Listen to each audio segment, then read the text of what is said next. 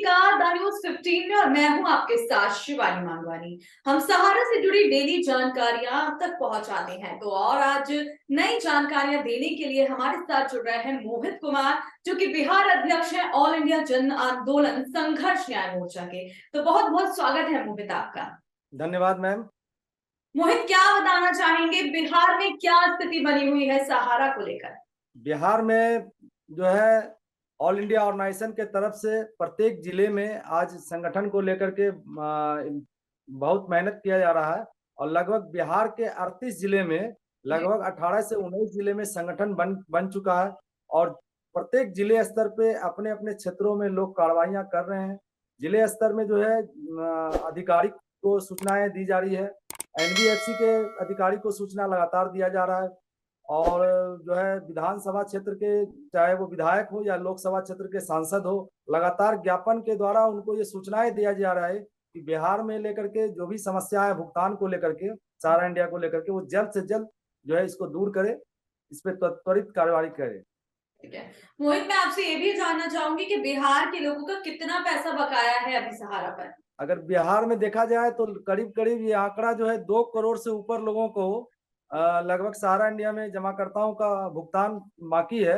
और अमाउंट बात किया जाए तो लगभग ये अमाउंट 50,000 करोड़ से ऊपर का ज्ञात होता नजर आ रहा है। ये आप बता रहे हैं 2 करोड़, जो कि बहुत बड़ी राशि है और ये सहारा में आप लोगों की फंसी हुई है।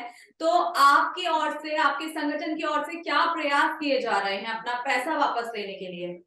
बिहार में 2 करोड़ निवेशक के लिए लगातार संगठन जो है मोर्चा खोली हुई है और लगातार संगठन के अनुसार जो है जिले स्तरीय सूचना को कार्यक्रम को बहुत तेजी से किया जा रहा है और बिहार में लगभग अभी 3 एफआईआर हो चुके हैं, जिसको लेकर के कार्रवाई को मांग करते हुए उच्च स्तर पर प्रबंधन के से हम लोग लगातार मिल रहे हैं और उच्च स्तरीय जो है मांग कर रहे हैं कि बिहार में जल्द से जल्द प्रशासनिक स्तर पर कार्रवाई हो और जो है इसको भुगतान को लेकर के जो भी व्यवस्था बन सके वो राज्य सरकार जल्द से जल्द मुहैया करा। इसको लेकर के विगत पूर्व में हम लोगों ने 30 तारीख को जो है संयुक्त वित्त राज्य सरकार के पास भी हम लोगों ने ऑल इंडिया के लेटर पैड पे हमने ये समस्या को दिखलाने का काम किया था और वहाँ लगभग 30 मिनट की वार्ता हुई थी और उस वार्ता में संयुक्त सचिव की ओर से, बिहार राज्य संयुक्त सचिव की ओर से पूरा आश्वासन दिया गया कि लगातार जो है जिस तरह से सहारा इंडिया को लेकर के शिकायतें आ रही है और इसको लेकर के जब एक ऑर्गेनाइजेशन खड़ा हो चुका है पूरे हिंदुस्तान में और बिहार राज्य में भी आपका ऑल इंडिया ऑर्गेनाइजेशन बहुत तेजी से सक्रिय की भूमिका में रहा है। मैं लगातार अपने स्तर से भी देख रहा हूँ कि पूर्व के दिनों में पटना में भी 15 तारीख को पटना में जबरदस्त आंदोलन हुआ था सारा इंडिया भुगतान को लेकर के, तो इनको लेकर के जानकारी मुझे पूर्व से थी। लेकिन अगर ये संगठन इस दिशा में पहल कर रहा है तो अच्छी बात है और मेरी भी जो नैतिकता कर्तव्य है उसको लेकर के मैं राज्य सरकार को जो है इसको एक रिपोर्ट बना के मैं दूंगा कि राज्य सरकार के अंतर्गत जो भी सारा व्यवस्था बन सके भुगतान को लेकर के वो जरूर से जरूर करवाई जाए। आपके जो राज्य के डीएम हैं वो आपकी क्या मदद कर रहे हैं? क्या उनकी ओर से कोई कार्रवाई आपके लिए की जा रही है?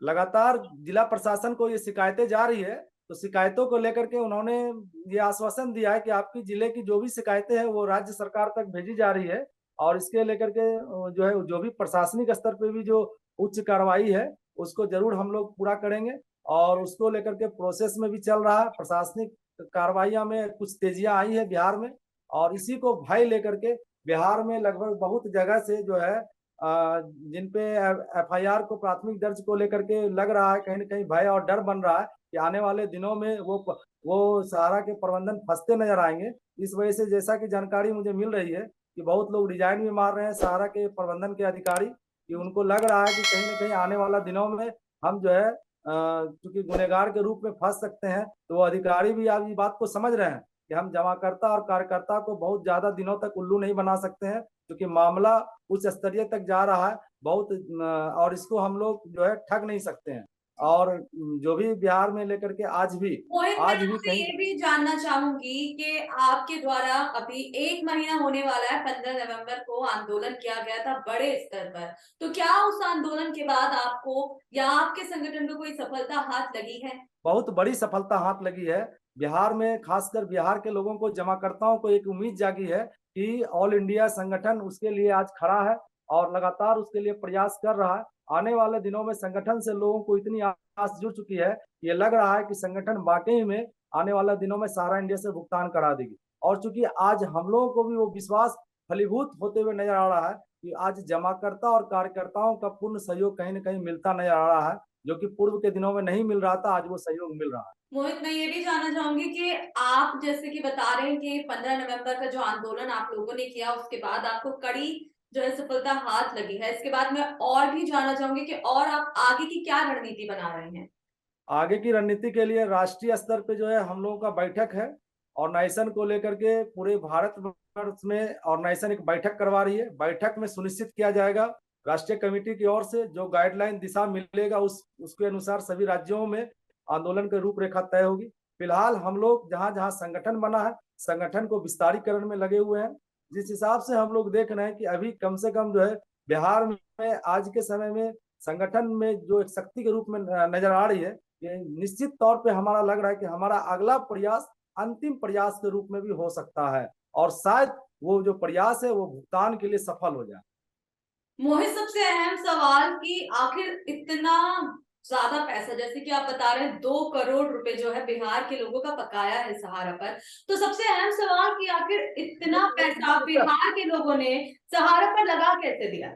मैम एक बात कहना चाहूंगा, 2 करोड़ हमारे निवेशक है और बकाया धन लगभग 50,000 करोड़ का है। 50,000 करोड़ का? जी, मैंने आपसे हाँ दो स्टार्टिंग में यही पूछा था, आपसे बकाया को ही लेकर मैंने आपसे बात की थी। तो अभी जब हम 2 करोड़ की बात कर रहे थे कि 2 करोड़ इतना ज्यादा अमाउंट है, उसके बाद जब आपने दोबारा इस चीज को क्लैरिफाई किया है तो आप बता रहे हैं 50,000 करोड़, तो ये तो उससे भी कई गुना ज्यादा जो है रकम है। तो इसको लेकर आप क्या कहेंगे कि कैसे जो इतना, मतलब अगर हम बेवकूफ वर्ड भी यूज करें तो बिहार के जो लोग हैं सहारा पर इतना ट्रस्ट कैसे कर लिया? क्या उनको बेवकूफ बनाया गया? क्या कुछ बताना चाहेंगे इसको लेकर? बिहार में ज्यादातर हिस्से ग्रामीण क्षेत्र के आते हैं, और जिस समय से सहारा इंडिया अस्तित्व में आई थी बिहार में, तो लगभग उनको कहीं ना कहीं ये लगा कि बैंक के रूप में जो है सहारा इंडिया जो है यहाँ बैंक के रूप में काम कर रही है। लोगों को ये समझ में नहीं आया कि सहारा इंडिया जो है बैंक नहीं है, एक जो है नॉन बैंकिंग कंपनी है, उसको लेकर के चली जा रही है। और लोगों को एक विश्वास होता गया कि नहीं ये बैंक के रूप से काम करती है, तो बैंक को मानते हुए इन्होंने अपना पूरा जमा धन डिपॉजिट कर दिया था। लगभग आप देखें तो बिहार में लगभग तीसरा से चौथा घर सहारा इंडिया की चपेट में है। सहारा इंडिया की चपेट में है। आज लोगों ने विश्वास करके अपनी गाड़ी कमाई तक उसमें झोंक डाली थी। इस वजह से वो जो है पैसे उनके लगातार मिल नहीं रहे थे। वही पैसा रोलअप होते होते आज के डेट में जो है आज इतना बड़ा जो है मामला उभर के सामने आया। कंपनियां जब भी उसको देने की बात आई, कुछ न कुछ बहाना बना के उसको री मोड में पैसा को कन्वर्ट कर देती थी, री मोड में कन्वर्ट कर देती थी। ये लगभग काम 15 सालों से ऊपर से चला जा रहा था। कुछ न कुछ समस्याएं को दिखा करके, बहाना को दिखा करके, लोग को दिखा करके उस पैसे को बराबर ये कन्वर्ट कर दिया करती थी। इसीलिए आज इतना बड़ा अमाउंट हो चुका है। तो निश्चित तौर पर राज्य सरकार के ध्यान में भी ये मामला जा रहा है, और जिला स्तरीय जो कार्रवाई हम लोग लगातार कर रहे हैं उसको लेकर के भी आप लोगों में जागरूकता फैल रही है। लोगों को उम्मीद जाग रही है कि आने वाले दिनों में जिस स्तर से संगठन जो है काम कर रहा है, कहीं ना कहीं उसको विश्वास जाहिर हो रहा है कि आने वाले दिनों में जरूर ये संगठन जो है इस ऑर्गेनाइजेशन से पैसा लेने के लिए मदद करेगी। जी, मोहित, मेरा अगला सवाल आपसे ये है कि मतलब जिस तरीके से आप बता रहे हैं बिहार की ये स्थिति बनी हुई है और इतना ज्यादा पैसा है, तो क्या बिहार के लोग जो हैं वो अभी जागरूक हैं? क्योंकि कहा यह जाता है कि जो सहारा के जितने भी देश भर में जो निवेशक हैं वो एकजुट होने से घबराते हैं और सिर्फ कुछ ही लोग हैं जो इस लड़ाई को लड़ रहे हैं। तो क्या बिहार में भी यही स्थिति बनी हुई है कि जो निवेशक हैं वो एकजुट नहीं हो रहे हैं और अलग अलग इस लड़ाई को एक समूह बनाकर लड़ रहे हैं? निश्चित तौर पे पूर्व के दिनों में ये दिक्कतें आ रही थी, लेकिन अभी बहुत जिलों से अच्छा और बेहतर रिस्पांस मिल रहा है। जमाकर्ता भी सहयोग कर रहे हैं, जमाकर्ता भी सहयोग कर रहे हैं, लेकिन कुछ घटनाएं भी घट रही है जिसको लेकर के कार्यकर्ताओं लगातार इसको बड़ा करने में लगे हुए हैं। अभी पूर्व के दिनों में हमारे पूर्वी चंपारण मोतिहारी जिले से ये आपका एक घटना आया था निकल के चकिया में, कि वहाँ के संजय श्रीवास्तव जी मानसिक तनाव के आकर के, जमाकर्ताओं का धन का मानसिक तनाव आकर के उन्होंने उनका चला, उनको हार्ट अटैक आ गया था। जी। इसको लेकर के वहां के कार्यकर्ताओं में भी काफी आक्रोश था। कि आज वो किस स्थिति में जो तनावपूर्ण जीवन को जी रहे थे। लगातार उनसे बातचीत हो रही थी, चर्चाएं भी हो रही थी उनसे, लेकिन जमाकर्ताओं का दबाव उन पे था और जिस कारण से उनको आज ये झेलना पड़ा, ये दबाव मौत के रूप में झेलना पड़ा। हम लोग काफी उस सदमे से उभर नहीं पा रहे हैं। काफी हम लोग लग रहा है कि आने वाले दिनों में अगर कार्यकर्ता इस बात को नहीं समझेंगे तो शायद ये पीड़ा उन तक भी आएगी।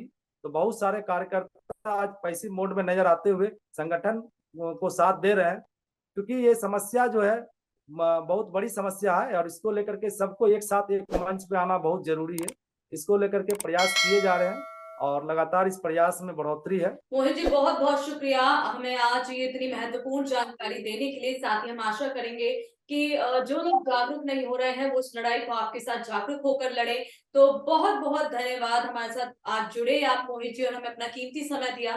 तो ये थे हमारे साथ मोहित कुमार, जो कि बिहार से थे, जिन्होंने हमें कई महत्वपूर्ण जानकारियां दी। तो इसके बाद हम कल फिर हाजिर होंगे आपके साथ सहारा से जुड़ी नई जानकारियां लेकर। तो बने रहिए न्यूज़ 15 के साथ।